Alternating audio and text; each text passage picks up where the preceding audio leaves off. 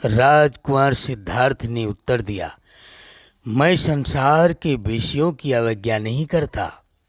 मैं जानता हूँ कि सारा जगत इन्हीं में आसक्त है, लेकिन क्योंकि मैं जानता हूँ कि सारा संसार अनित्य है, इसीलिए मेरा मन उनमें रमण नहीं करता।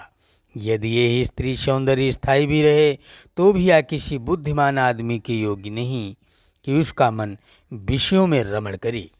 और जहाँ तक आप कहते हैं कि बड़े बड़े महात्मा भी विषयों के वशीभूत हुए हैं, तो वे इस विषय में प्रमाण नहीं हैं, क्योंकि अंत में वे भी क्षय को प्राप्त हुए हैं।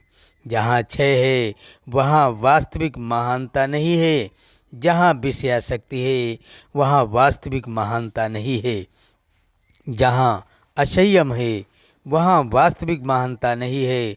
और यह जो आपका कहना है कि ऊपरी मन से ही स्त्रियों से स्नेह करना चाहिए, तो चाहें या दक्षता से भी हो तो भी मुझे यह रुचिकर नहीं है।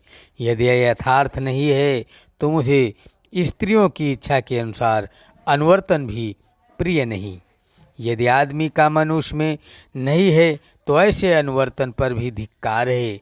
जहाँ राग का अतिशय है, जहाँ मिथ्यात्व में विश्वास है, जहाँ असीम आसक्ति है और जहाँ विषयों की सदोषता का यथार्थ दर्शन नहीं, ऐसी वंचना में भी क्या धरा है। और यदि राग के वशीभूत हुए प्राणी परस्पर एक दूसरे को ठगते हैं, तो क्या ऐसे पुरुष भी इस योग्य नहीं कि स्त्रियां उनकी ओर देखें तक नहीं, और क्या स्त्रियां भी इस योग्य नहीं कि पुरुष उनकी ओर देखें तक नहीं, क्योंकि यह सब ऐसा ही है। इसीलिए मुझे विश्वास है कि आप मुझे विषय भोग के शोभन कुपथ पर नहीं ले जाएंगे। राजकुमार के सुनिश्चित दृढ़ संकल्प से उदाई निरुत्तर हो गया। उसने राजा को सारा वृत्तांत जा सुनाया। जब शुद्धोधन को ये मालूम हुआ कि उनके पुत्र का चित्त किस प्रकार विषयों से सर्वथा विमुख है, तो उन्हें सारी रात नींद नहीं आई।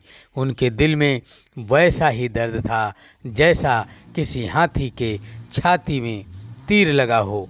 सिद्धार्थ बारी बारी से मौसम बदलने के अनुसार निर्धारित राजमहलों में रहते। वे पत्नी सहित जनता के बीच जाते और यथासंभव उनके दुख सुख तकलीफ़ों को दूर करने की कोशिश करते।